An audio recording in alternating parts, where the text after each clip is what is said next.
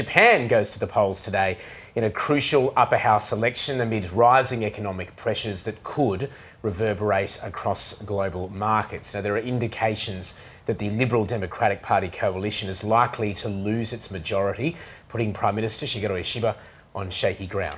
Well, his minority government is also in critical trade talks with the US. This is ahead of threatened increased tariffs that are set to be implemented in 2 weeks' time. Well, joining us now is founder and principal of Japan Foresight, Tobias Harris. Thank you so much, Tobias, for taking the time to speak with us today. It does seem that this is a very crucial time to be holding an election. We know that the LDP has been in power for most of the last 7 decades or so. We also know that they've already lost the lower house.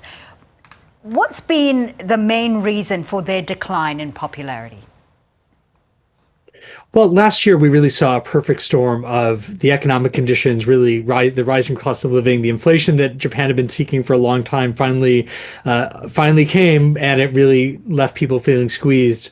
And that also combined last year where you had a major corruption scandal where the LDP was revealed to have systematically skirted or outright violated campaign finance laws. And so there was just a feeling of the LDP was out of touch, was not addressing people's economic concerns, and in the meantime was taking care of itself. And so that led to the defeat last year.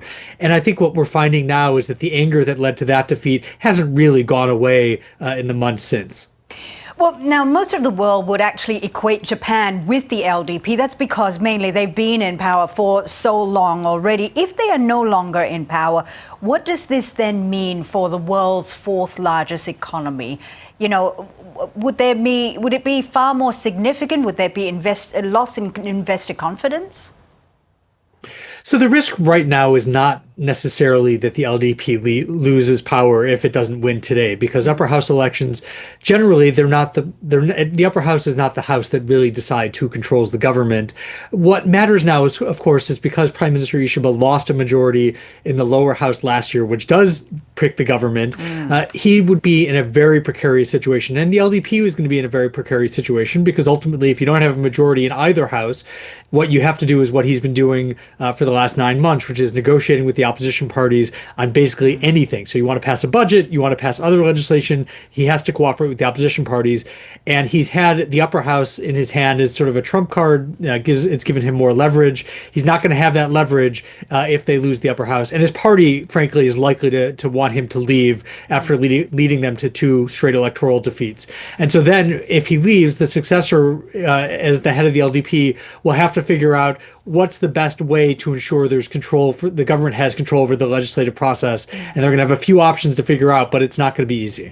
How do you see the complexity of Japan's politics currently? How do you see that weighing in on the trade talks with the United States? You know, earlier on we talked about the fact that Japan is already facing this increased tariffs from the US that's meant to be implemented in the next fortnight. Well, I think domestic politics have certainly been a constraint as the negotiations have gone on. I think it certainly limits the kind of concessions and compromises that the Japanese government is able to make. Although I think those constraints would exist even if you hadn't had an election approaching. And of course, on the other side, you have a U.S. government that frankly doesn't seem that willing to compromise on some of the tariffs that it's imposed. And so there's still a pretty sizable gap between the two governments. The election is not really going to make that go away. And there's a real risk that if you get a weak, an unstable Japanese government, a leadership vacuum, that frankly the United States just might not be interested in making in talking to a government that really doesn't seem to be in control at the moment, and so it could take some time before those negotiations are really able to move forward again with a new leader in Japan.